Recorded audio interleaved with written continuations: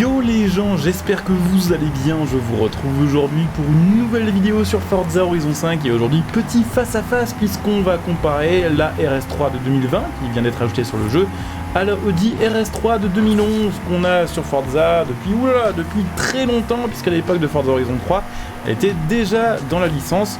Donc voilà, on va se faire tout simplement un face à face entre les deux voitures d'origine histoire de voir un petit peu l'évolution des performances entre le modèle moderne et le modèle moins moderne tout simplement. On commence avec la Audi RS3 de 2011 Sportback qui, je vous le disais, est présente sur Forza depuis très longtemps d'ailleurs.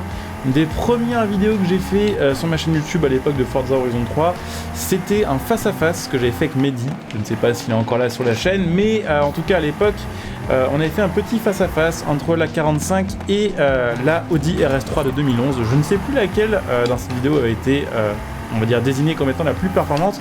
Et je me rappelle que j'avais passé un bon moment à faire cette vidéo et que à l'époque de Forza Horizon 3, celle-ci encore paraissait pas trop vieille.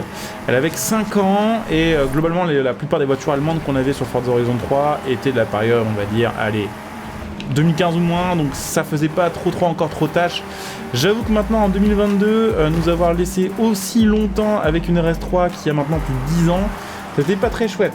Mais bon voilà, maintenant la bonne nouvelle c'est qu'on nous a enfin mis la RS3 2020 sur Forza Horizon 5 et que les joueurs du coup vont pouvoir enfin commencer à demander autre chose comme nouvel ajout.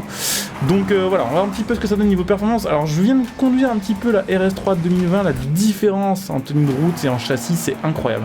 Celle-ci elle tient hyper mal la route à côté de celle de 2020, c'est assez fou. La mécanique en vrai, le moteur c'est le même, hein, c'est le 5 cylindres 2,5 litres, sauf qu'ici on a 340 chevaux. On a une voiture qui fait aux alentours des 1650 kg, on est en 4 roues motrices, on a le 0 à 100 en 4 secondes 5 et une vitesse de pointe aux alentours des 270 km/h. On a une voiture qui est en catégorie B et je vous le disais en fait le gros point faible de cette voiture c'est le tenue de route, la tenue de route plutôt et surtout j'allais dire le sous-virage. Elle tourne jamais assez cette voiture là, c'est assez horrible, on est obligé de vraiment beaucoup freiner, beaucoup ralentir avant les virages qui avec d'autres caisses passent parfois 20 ou 30 km/h plus vite. Ce qui est assez frustrant. Bon après la gueule est en ligne droite, c'est chouette. En ligne droite franchement elle est quand même assez rapide, surtout à l'époque, hein, c'était quand même une des compacts les plus rapides. Et une des voitures de série quand même européenne dans cet aéro là qui était vraiment dans le haut du panier en termes de perf. Et puis même la gueule est chouette. Après on aime ou on n'aime pas, certains trouvent que ça fait trop plat. Bon après c'est souvent la critique qui est faite à Audi qui font des modèles parfois trop discrets et pas assez amusant à conduire et à regarder. Mais la RS3 en version Sportback, donc en version compact Aion, je trouve qu'elle a de la gueule. Par contre l'intérieur, putain la vache, qu'est-ce qu'il a mal vieilli aussi. C'est ouf parce que ouais, en 2016 je me rappelle que cette voiture là, je l'avais déjà conduite plusieurs fois en vidéo. Je disais dans un face à face contre la 45 mais aussi dans d'autres vidéos où j'étais solo. Et ça faisait pas si vieux que ça en fait. Elle a vraiment vieilli d'un coup celle-ci et mal vieilli en fait. Après, voilà, certains préféreront l'ancienne, certains préféreront la nouvelle. Mais vraiment, pour moi, celle-ci, elle fait hyper vieux à côté de celle de 2020 en fait. Et puis, ouais, vraiment, j'ai toujours eu un problème avec cette voiture-là, c'est sa tenue de route et le sous-virage qui est franchement atroce sur cette caisse-là. On va quand même se faire cette petite ligne droite jusqu'au bout. Je sais pas si on va réussir à choper au moins 250. Peut-être qu'avec la redescente, avec le poids qui va aider, ça va le faire. Je pense que oui. On va noter quelque part le chrono, histoire de s'en rappeler, puis après, du coup, on se refait la même épreuve, le même circuit, mais avec la RS3 2020.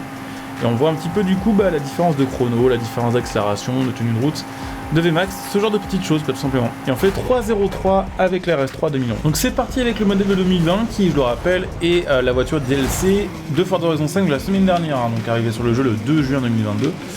Et pour résumer un petit peu, hein, pour ceux qui ont zappé la vidéo dans laquelle je vous ai présenté en détail cette voiture-là, évidemment vidéo que j'invite à aller voir puisqu'on a testé un peu les différentes customisations, les différentes améliorations, et puis on a pas mal roulé, en tout cas beaucoup plus longtemps que ce qu'on va la rouler dans cette vidéo-là aujourd'hui. Mais pour rappel, voilà, on a le même moteur, donc le 5 cylindres 2,5 litres. Par contre, on a 400 chevaux, donc 60 chevaux de plus que sur l'autre RS3 qu'on vient de tester. On a à peu près le même poids, on est toujours en 4 roues motrices. On est en version donc berline, donc là vraiment avec le coffre complet, alors qu'avec l'autre on était en mode compact Aion. Et niveau perf, là le 0 à 100 se fait en 4 secondes, donc c'est 5 dizaines de mieux que la RS3 de 2011. Et niveau VMAX, on est normalement à 290 sans bride, donc on est là aussi à 20 km/h de mieux que la RS3 ancienne génération. Donc bon, je vous le donne en mille, celle-ci c'est sûr qu'on va faire un meilleur chrono. En plus de ça, le châssis est infiniment meilleur. Même si bon là ça fait un peu bizarre de la conduire parce que avant ça j'ai tourné la vidéo avec la GT3 de 2020 qui est incroyable en termes de tenue de route. Là aussi je vous invite à aller voir la vidéo que j'ai fait parce que la Porsche est folle vraiment pour le coup. Mais bon voilà, celle-ci est quand même très sympa en tenue de route à côté de la RS3 de 2011 et vraiment c'est vraiment le jour et la nuit, il y a vraiment une grosse différence pour le coup. Donc c'est assez chouette de pouvoir enfin la rouler aussi sur un jeu.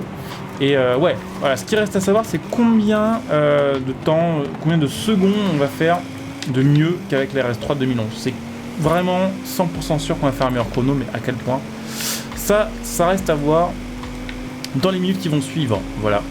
Puis quelle vitesse de pointe aussi on va faire, parce que là je vois qu'on est quand même à 20 km/h de plus aussi qu'avec la RS3. Je vous remontre aussi un petit peu l'intérieur, qui est beaucoup plus moderne, franchement, que celle de 2011. Franchement, en 11 ans, enfin 9, 10, 11 ans, on va dire, dans ces eaux-là, qu'est-ce que ça a changé, n'empêche, l'intérieur des bagnoles, c'est fou. Alors, on est vraiment passé de quelques compteurs électroniques à tout en électronique avec des écrans partout. Alors, des fois, j'aime pas du tout. Quand il y a vraiment une grosse tablette au niveau de la console centrale et on voit que ça, genre Tesla, je trouve ça vraiment absolument abject.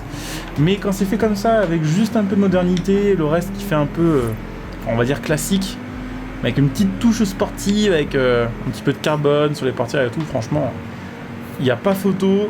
À côté de la RS3 2011, l'intérieur, là, il est vraiment largement plus stylé, je trouve, en tout cas pour moi, avec mes goûts.